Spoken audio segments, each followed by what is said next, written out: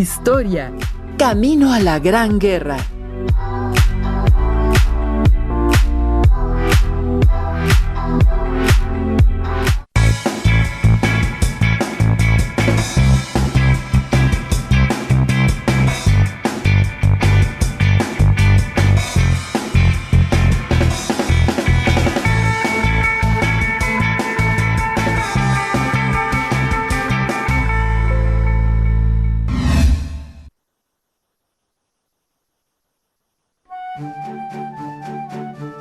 Bienvenidas y bienvenidos a una sesión más de Aprende en Casa 3. Soy el maestro Saúl Miranda y me siento muy complacido de compartir esta sesión con ustedes. Antes de iniciar, les exhorto a que sigamos practicando las medidas de prevención. El lavado de manos con agua y jabón por lo menos durante 20 segundos. Mantener la sana distancia, alejándonos 1,5 metros de las demás personas y usar el cubrebocas correctamente, es decir, protegiendo nariz y boca. De esta forma, contribuimos a prevenir el contagio. El propósito para esta sesión es reconocer las causas de la Primera Guerra Mundial. Recuerden que para realizar anotaciones solo necesitan lápiz o bolígrafo, cuaderno y su libro de texto para profundizar y ampliar sus conocimientos acerca del tema. ¿Están listas y listos? ¡Comencemos! Para iniciar, les compartiré un poema del joven inglés Wilfred Owen, quien se alistó en 1915 y vivió la guerra de trincheras durante la Primera Guerra Mundial. Herido y afectado por neurosis de guerra. Lo internaron en un hospital y en 1918 se reincorporó al frente solo para morir. Faltaba muy poco para que finalizara el conflicto.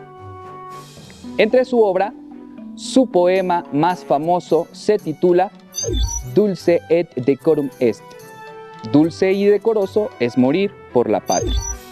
Este fue dedicado a Jessie Pope, una periodista inglesa que durante la Gran Guerra, a través de sus escritos, alentaba a los jóvenes a alistarse, impulsando sus ánimos con consignas a la patria. Él le respondió: encorvados, como viejos mendigos bajo costales, patizambos, tosiendo como arpías, maldiciendo cruzamos lodo, hasta que a las bengalas perseguidoras les dimos las espaldas, y hacia nuestro lejano descanso nos fuimos arrastrando.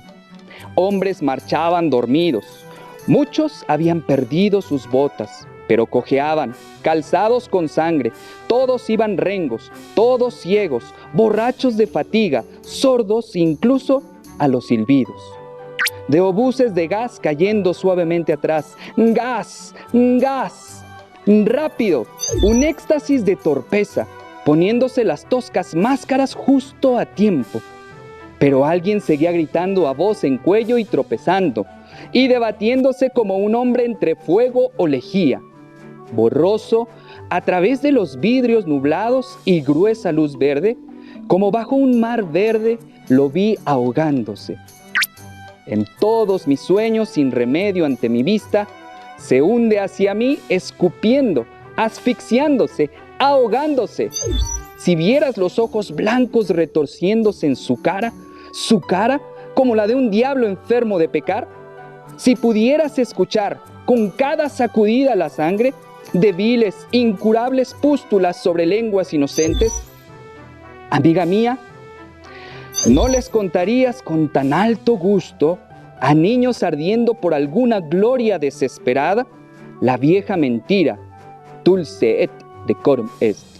Pro patria mori, dulce y decoroso es morir por la patria. Hasta aquí el poema. Un testimonio cruel, ¿cierto? Como todo lo que producen las guerras. De acuerdo con este texto, ¿qué impulsaba a los jóvenes a enlistarse a las tropas de su país? ¿Qué relación tiene este escrito con las causas de la Primera Guerra Mundial? ¿Qué elementos característicos de esta guerra se menciona? Exacto, hace referencia al uso del gas como arma y las máscaras para su protección. Sobre las causas, conozcámoslas. La Gran Guerra que se libró entre 1914 y 1918 se pensó sería la guerra que acabaría con todas las guerras. Además, se imaginaron que su duración sería cuestión de pocos meses. Esta guerra tuvo un costo de millones de vidas y fuerte la decepción de la población ante los frustrados ideales de que el progreso propiciaría la estabilidad que regiría la vida de las personas. Políticamente, cambió las fronteras territoriales e incidió en la desintegración de los imperios que se conservaban, lo que permitió que muchas comunidades lograran separarse y se crearan nuevos estados nacionales. La Primera Guerra Mundial, como se le conoció más tarde, se extendió fuera de Europa e involucró a 32 países. Su principal causa fue el imperialismo. Como recordarán, el desarrollo de la Segunda Revolución Industrial propició la necesidad de materiales como hierro y carbón, así como tungsteno y manganeso para fabricar acero y cobre, además de materias primas como algodón, caucho, marfil y maderas.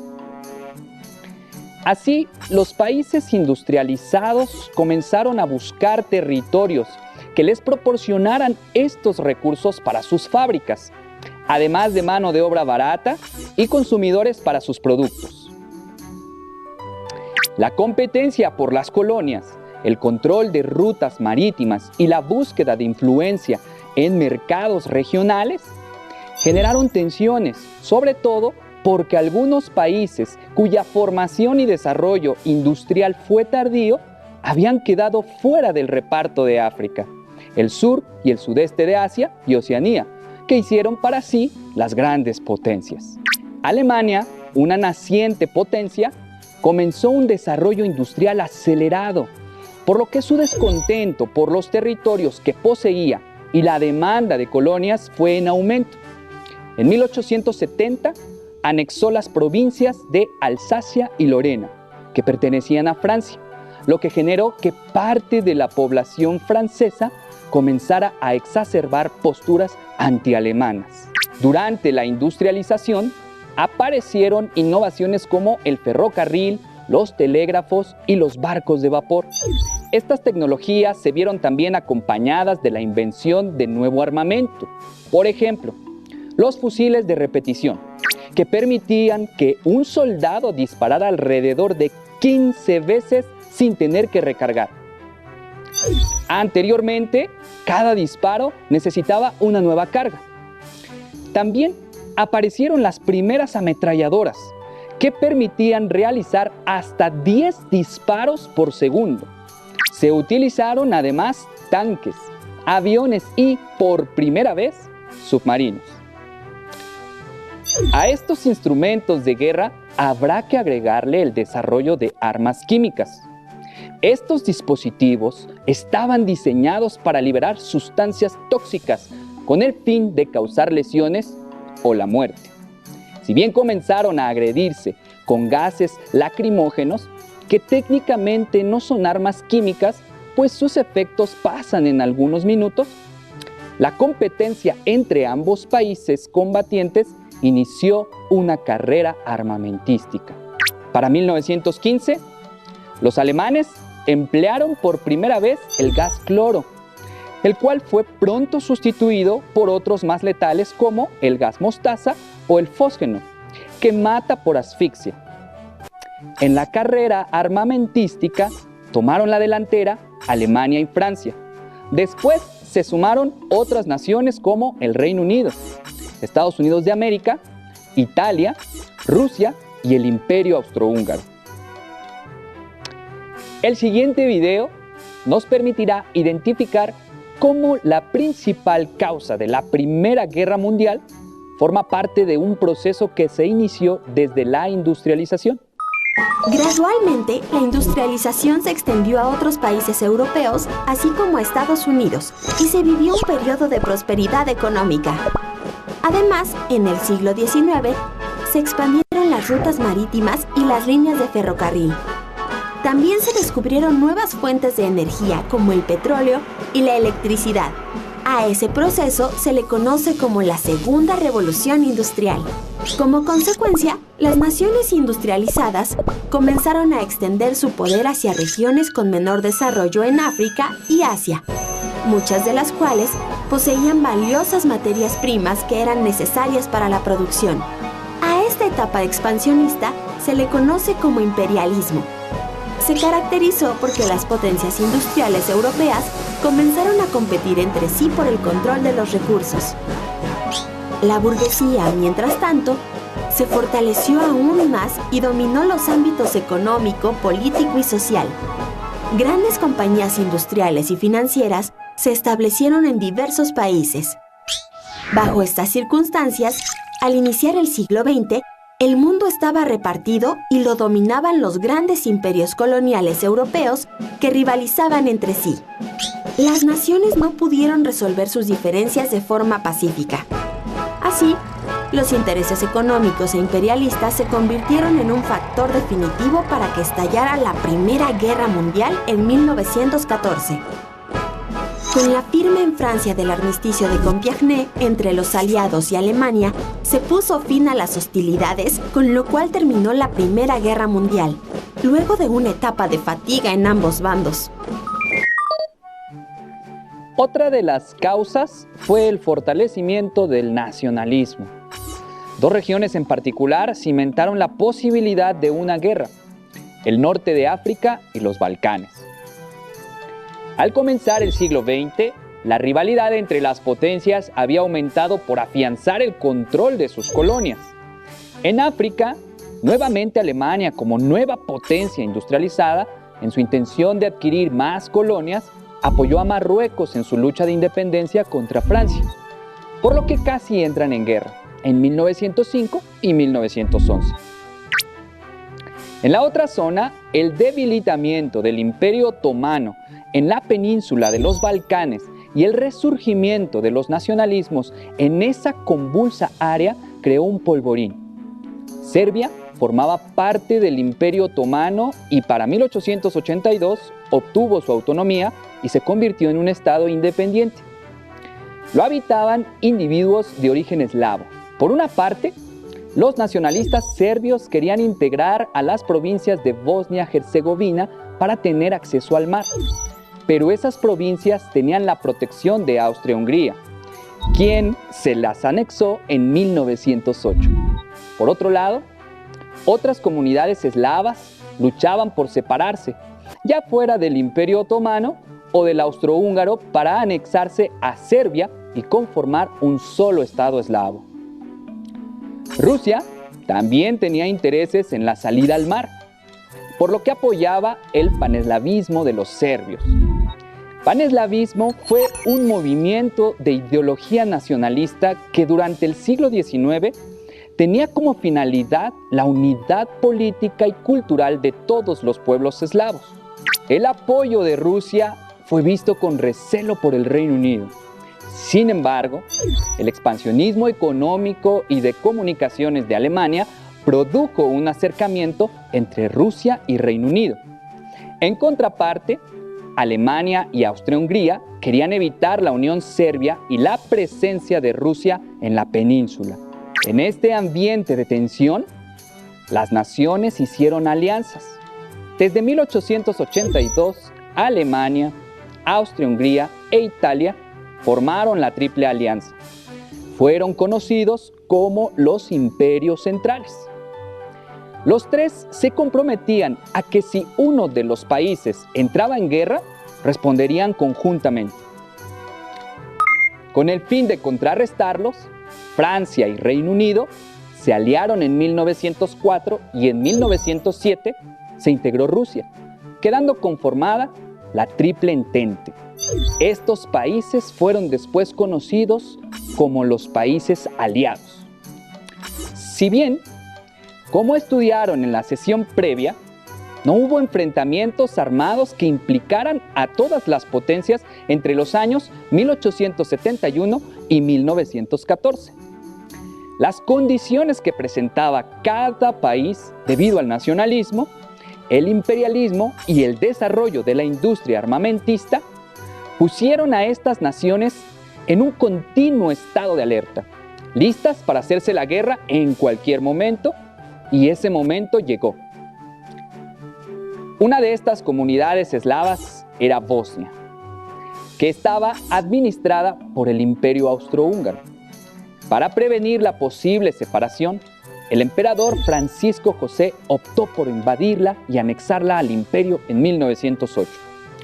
Los nacionalistas lucharon por la separación enfrentándose a los ejércitos austriacos. En junio de 1914, el archiduque Francisco Fernando, sobrino del emperador Francisco José y heredero al trono de Austria-Hungría, viajó hacia Sarajevo, capital de Bosnia, para inspeccionar cuarteles. El día 28, mientras atravesaba la ciudad en compañía de su esposa, fue asesinado por un grupo de separatistas bosnios que fueron capturados y severamente castigados. Este evento produjo una fuerte tensión entre Serbia y el Imperio Austrohúngaro. Austria-Hungría lanzó un ultimátum a Serbia y le exigió que reprimiera a los nacionalistas bosnios que desde su territorio impulsaban la separación. Cuando el imperio obtuvo el respaldo de Alemania, le exigió 4 puntos a Serbia que consistían en acabar con la propaganda y las acciones contra el imperio y la participación en las investigaciones para castigar el asesinato del archiduque. Serbia rechazó este último punto. Ante la negativa, Austria-Hungría le declaró la guerra a Serbia y poco a poco se sumaron otras naciones a un conflicto que se extendería por más de 4 años. Tras la declaración de guerra, el sistema de alianzas establecido en los años anteriores entró en acción y fue determinante para la propagación del conflicto. Rusia no estaba formalmente aliada con Serbia, pero la apoyó en contra de Austria-Hungría, la cual formaba parte de la Triple Alianza, que había sido creada más de 30 años antes. El 28 de julio de 1914 inició la guerra. Rusia movilizó tropas a la frontera rusa-austrohúngara. Alemania exigió a Rusia que cesara la movilización o le declararía la guerra. Rusia lo ignoró. Alemania le declaró la guerra a Rusia y a Francia. Días después, Alemania le exigió a Bélgica, que tenía un estatuto de neutralidad, que le permitiera el paso de sus tropas. Se negaron e invadieron Bélgica el 4 de agosto. Entonces, Reino Unido le declaró la guerra a Alemania. A fines de ese mes, Japón entró a la guerra del lado de Reino Unido y Francia. Italia, que había iniciado con los países del centro, se cambió de bando en mayo de 1915. Antes, en noviembre de 1914, el Imperio Otomano entró a la guerra del lado de Alemania. Bulgaria lo hizo también en octubre de 1915. Por su parte, Grecia y Rumania se unieron a la Triple Entente en 1916.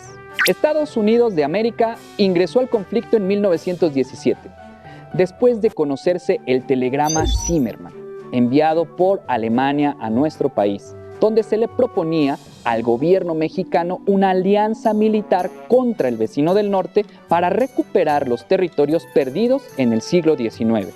Después de los avances iniciales de Alemania en Francia y en Polonia, la guerra se estancó con grandes líneas de trincheras en 1916, en una guerra de desgaste que no podía ser resuelta.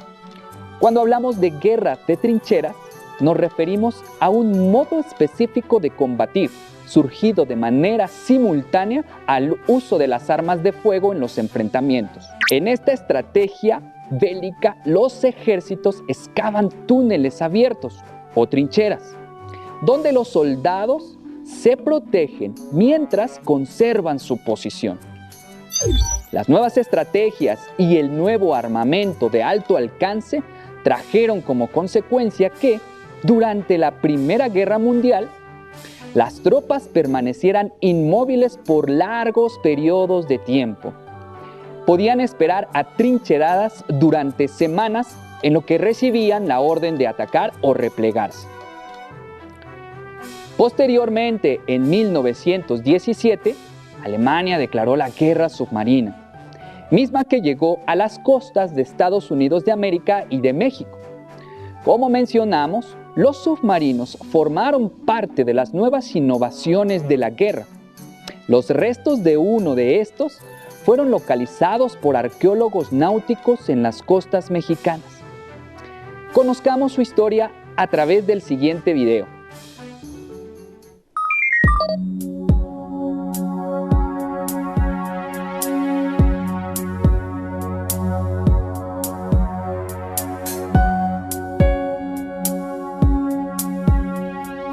Es un submarino que se hunde en 1920, ahí en la isla Margarita. Es un submarino de la clase H1 que peleó en la Primera Guerra Mundial. Entonces jugó un papel importante en la defensa de las costas americanas, atlánticas, durante esos años, ¿no?, de principios del siglo XX. En un viaje ya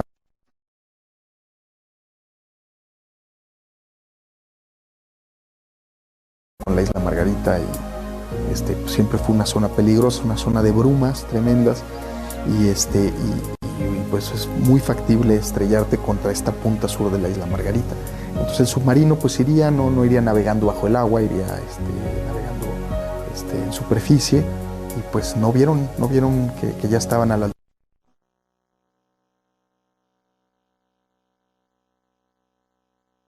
encallar el submarino en la playa, pero es al momento de tratar, ¿no? Cuando encalla en un inicio, pues fallecen el capitán, un par de marineros. Por ahí hay algunas fotos de época de las tumbas ahí en la isla Margarita. Esas mismas fotos contienen ahí algunos elementos rescatados del submarino que podemos ver bajo el agua hoy en día, como tazas, por ejemplo, unas tazas muy gruesas. Imagino que haría un frío tremendo ahí abajo en algunos momentos.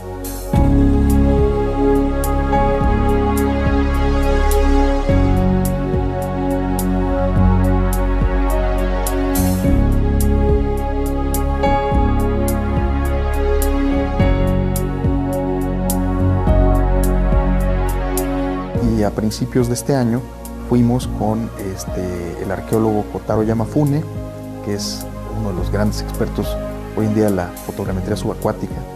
Y bueno, pues ahí nos dio algo de fotogrametría, y es un modelo tridimensional, es un modelo tridimensional que tiene una precisión de 2 centímetros de error.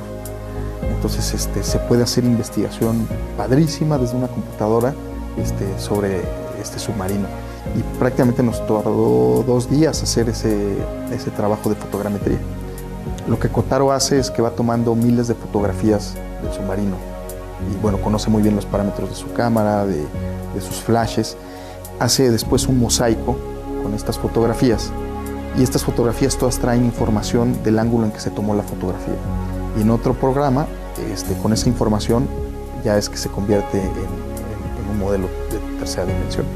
Entonces es una técnica padrísima que estamos ya implementando en la Subdirección de Arqueología Subacuática, como la técnica que pues, mejores resultados nos puede dar, sin duda, y con un ahorro brutal de tiempo y de esfuerzo económico. Pues hay como mucho material fotográfico sobre el submarino, sobre el evento, el submarino encallado, y ahorita estamos colaborando con gente de la Universidad de Texas A&M, el AINA, el Institute of Nautical Archaeology, y tenemos ya un doctorante que está haciendo su tesis sobre este submarino, y con eso podremos pues reconstruir muy bien el papel que jugó durante la Primera Guerra Mundial esta clase de submarinos, porque era toda una serie de submarinos H1. En particular para el INAH lo que va a ser muy importante aquí es lo que hagamos con la población local. Es decir, esta fotogrametría, por ejemplo, nos sirvió para ya generar modelos 3D que hemos impreso en plástico y que pensamos llevar a la escuela local, al puerto de Alcatraz. Es una población muy pequeña, de un centenar de gentes, y que en la escuela pues, los niños se familiaricen ya con este submarino, lo conviertan parte de su patrimonio, aunque sea, digamos, propiedad norteamericana por ser un buque bandera, pero finalmente está en nuestras aguas y puede ayudar a la comunidad a generar recursos. Entonces, un poco lo que estamos ahí haciendo es como un proyecto piloto de trabajo con la comunidad, ¿no?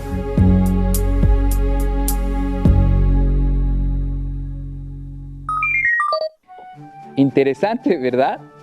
Además de los submarinos, con la finalidad de terminar con el estancamiento generado por la guerra de trinchera, se desarrollaron los tanques, que podían vencer a las metralletas y avanzar entre las filas enemigas. También, la aviación desempeñó un papel en la guerra. Se utilizaron aviones equipados con cámaras con el fin de explorar las zonas de guerra, y se emplearon para atacar a las tropas o a los aviones enemigos y bombardear puestos militares, fábricas de armamento y ciudades. A causa de los bombardeos, perdieron la vida muchos civiles. Finalmente, con el ingreso de Estados Unidos de América al conflicto en septiembre de 1917, los aliados lanzaron contra Alemania la mayor ofensiva de la guerra. Alemania y Austria-Hungría se rindieron los primeros días de noviembre de 1918. A nivel internacional, la guerra no terminó con los conflictos y tensiones previos, sino que incluso los acentuó. El Tratado de Versalles, que estudiarán más adelante, generó muchas inconformidades porque los vencidos no perdonarían las duras consecuencias que les fueron impuestas. Tampoco terminó con las tensiones derivadas de la expansión imperialista. Amplió las posesiones de los vencedores y volvió a dejar a algunas naciones sin colonias, lo cual generó nuevos conflictos. Antes de despedirnos, les tengo un reto. Reflexionen y respondan en su cuaderno u hojas blancas qué influencia tuvieron el imperialismo y el nacionalismo para que se desatara la Primera Guerra Mundial.